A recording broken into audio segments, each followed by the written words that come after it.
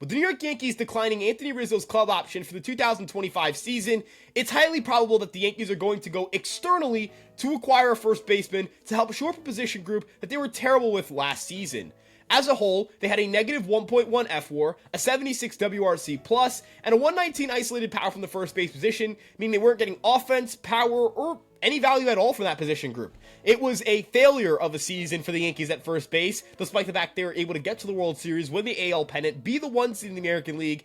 They did it in spite of that position group. It just wasn't good enough for them all year. They had to do a lot of things that I just thought were, desperation moves in order to get some reps there. They played LeMahieu there, didn't work. They tried Ben Rice, it didn't really work. Cabrera and Birdie did work for a little bit in the postseason, but were not considered stable starters. They were immediately replaced by Anthony Rizzo when he came back, and his defense kind of took a hit in the postseason. It felt like he made some critical errors that really cost the Yankees some games. But with that being said, the 2024 season's in the rearview mirror. The Yankees will have to look towards 2025. And today we're going to talk about three options at the first base position who can provide a veteran presence with their bat and their glove, and hopefully be, either cheaper options, or if they're more on the more expensive side, they're going to be worth the price of admission.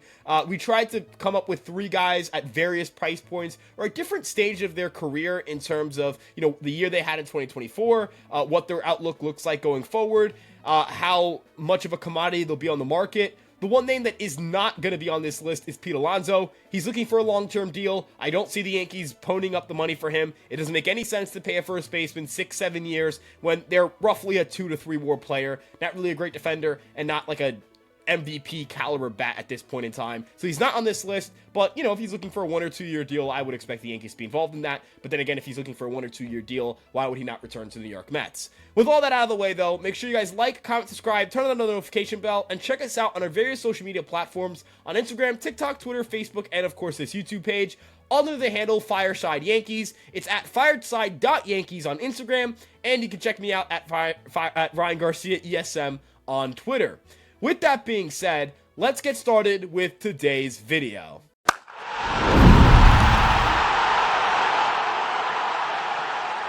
The first player we're going to be talking about is Paul Goldschmidt. Now, Paul Goldschmidt is someone who didn't have a great 2024 season. He looks like he's on the downswing. I wouldn't be shocked if next year was his last year as a major leaguer, but I would also not be entirely shocked if he was a decent player next year.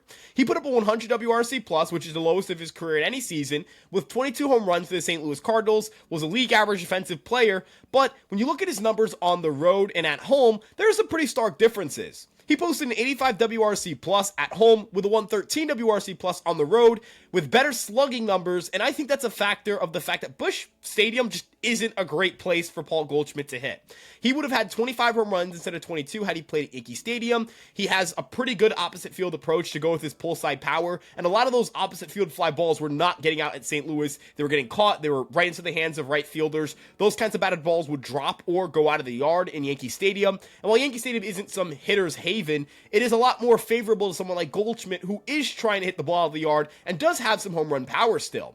When you look at his expected numbers, his 333 expected weighted on base average was higher than his actual weighted on base average, which ended up being 310 on the season. If he played closer to his expected stats, he likely would have been an above average offensive player. And again, with his defensive abilities being solid enough at first base, I could reasonably project this guy to put up a 105 WRC+, hit about 20 home runs, and he played 154 games last year. It's not like injuries are the biggest concern here either.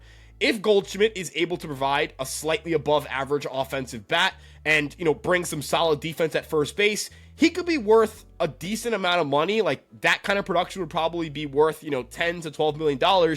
But I wonder if Goldschmidt is going to sign for a much cheaper deal. He might sign a $6-7 million deal given his age and the progression of his career. I don't think teams are going to value him very highly. And the St. Louis Cardinals, who are his incumbent team here, seem pretty uninterested in retaining him. So I wonder if the Yankees could get him on the cheap. I wonder if he's someone that they could bring in, just kind of have him stashed at first base. He at least hits lefties well. He had a 134 WRC+ against left-handed pitching this season with an 838 OPS.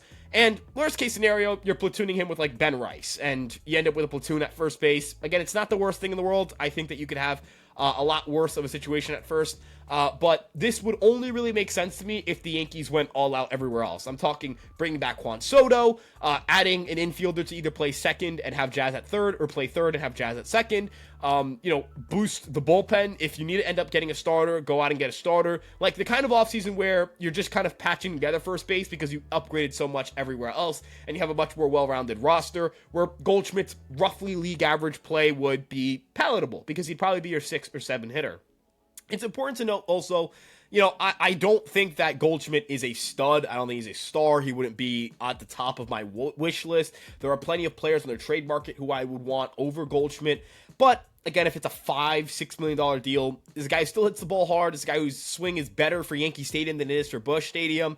And he at least can hit left-handed pitching. I would be not enthralled by it, but I'd be open to it. And I think that's kind of why he's on this list. It's just kind of be that, hey, if he's there, if he's cheap, if you've upgraded everything across the roster and you're just looking for a low-cost option at first base, Paul Goldschmidt might scratch the itch. And again, he might actually perform better in 2025 than he did in 2024, based on the fact that he still hits the ball hard, a much better second half, and Yankee Stadium would be a much better place for him to hit compared to Busch Stadium. And now, Carlos Santana, to me, is the Goldilocks option for the Yankees at first base. He's the best mix of like a cost-efficient, low-cost player. Is it going to, require the Yankees to make a multi-year commitment? Is it going to require the Yankees to go out and break the bank?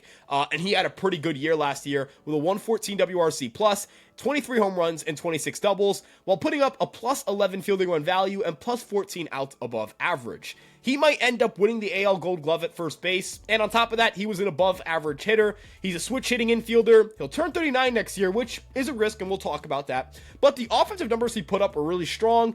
He is the kind of guy who would fit well at Yankee Stadium, where his left-handed swing would play really well. He pulls a lot of his fly balls in the air. That would work really well with the short porch in right field. And at the very least, if you're going to pay, $7-8 million for Santana's services, he's going to kill left-handed pitching. He hit 286 with a 356 OBP and a 934 OPS against left-handed pitching. And again, kind of like with Goldschmidt, at the very least, you could have Santana hit against lefties and have Rice hit against righties if Santana is a complete dud. But I wouldn't even expect him to replicate his 2024 season, but just be an above average hitter. If he's a 105 WRC plus hitter with the defense that he had last season, again, as your 6 or 7 hitter for about $6-8 million, that's a really, really good, outcome. That is the kind of outcome you would hope for. That's the kind of player that, can float your lineup, can make your lineup a little deeper, can provide you with a little more depth, can help you convert ground balls into outs in situations where they weren't getting converted into outs last year. And Santana has some pop. He can hit the ball out of the yard. He hit the hardest hit ball of his major league career at 113.6 miles an hour this year. And I also think from a clubhouse standpoint, he brings the kind of veteran presence I think the Yankees would like to have if they're going to replace Rizzo, which I think they are, and they 100% should. From a clubhouse standpoint, there are some benefits here. He was a big part of the Seattle Mariners run in 2022. He actually started their victory dance tradition that they continue even through this day. In 2018, he smashed a TV because his teammates in Philly were playing Fortnite during a game in September. Honestly, this is the kind of guy you want on your side. You want someone who's capable of being an enforcer, but is also a great vibes guy from a clubhouse standpoint. And then, of course, you're going to get some production offensively and defensively that I think would be really valuable to the New York Yankees. Christian Walker could end up being the best first baseman on the market. And I know, again, Pete Alonso is the guy who's going to get the most money probably, or the most guaranteed money. But I think Christian Walker will end up producing more WAR value, next year and potentially in 2026. And if you look at the last 3 years, Walker has already produced more WAR value as well. The reason for that is that while he is a slightly worse bat, he is a much, much better defensive player, and I think he would greatly appeal to the New York Yankees. He's a right-handed power bat. The Yankees struggled a little bit against left-handed pitching last year. He could have had another 30 home run season had he, not been hurt. He played only 130 games as a result of an injury he suffered in the middle of the season. He hit 36 home runs in 2022. He hit over 30 in 2023. This is one of the best first basemen in the league. He's been tied for 5th in WAR since 2022 at 10.8. He also is 3rd in home runs at the position with 95. he is one of the best players at the position. He provides a ton of power. He's a great defensive player too. He is by far the best defensive first baseman in baseball over the last 3 years. Over 30 defensive runs saved, over 30 outs above average, 29 fielding run value. It is not even close with him and the rest of the other first basemen in the sport. This is a guy who I think would really, really, really boost the ceiling and the floor of the Yankees lineup, and also add a really strong defensive player to their infield. I think Walker's enough of an impact player that you could stay in-house at second base, maybe go with Caleb Durbin at second, and, kind of go from there. Or you could have Cabrera or Birdie kind of move over to third and move Jazz to second base. It would eliminate kind of the Yankees' stability at the leadoff spot with Gleyber Torres, but it would offset some money. You can, maybe invest it in your bullpen or whatever it may be. But if you look at what the Yankees' middle of the lineup would be if they had Soto and Walker in free agency, it'd be Soto, Judge, Stanton, Chisholm, and Walker. That is 176 home runs combined from the 2024 season. Whatever offensive production you're losing with Gleyber, you're immediately, and I mean immediately, gaining it back, and more so with Walker. And on top of that, I also think you could try leading Walker off if you wanted to get creative, get a little crazy here. And you could look at the bottom of your lineup and you say you have Wells, Volpe, Dominguez, and Durbin. Those are some younger guys, but Wells was an above-average hitter in 2024. Dominguez is capable of being an above-average hitter. Volpe is a great defensive player who is hopefully capable of being an above-average hitter, although we haven't seen that yet. And Caleb Durbin is a strong defensive second baseman with great speed who could provide a little more length in terms of speed depth in this lineup. And it's also shown a little bit of power at the minor league level. I don't think that this is the avenue the Yankees are 100% going to go down towards. They could, value someone like Santana more just because they don't have to pay as much for that player. And in Walker's scenario, I think he's going to get a 2 to 3 year deal with $20 million of average annual salary, meaning he'll roughly get 40 to 60 million guaranteed dollars.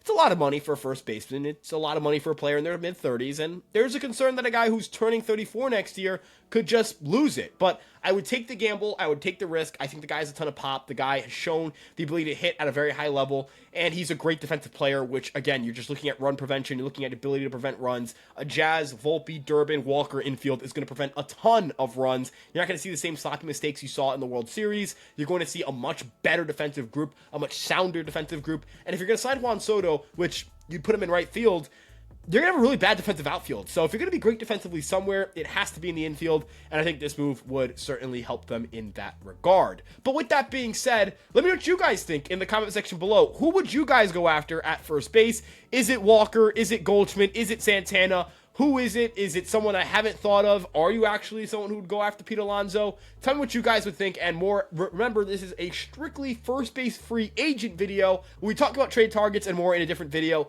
Thank you guys again so much for tuning in. Check us out on our various social media platforms on Instagram, TikTok, Twitter, Facebook, and of course this YouTube page. If you enjoyed today's video, make sure you like, comment, subscribe, turn on that notification bell, join the Fireside family, and you can check me out on my personal Twitter account at Ryan Garcia ESM. Let's go Yankees, everyone. We've got tons of stuff to talk about this winter, and we'll see you guys in the next one. Love you all. Peace out.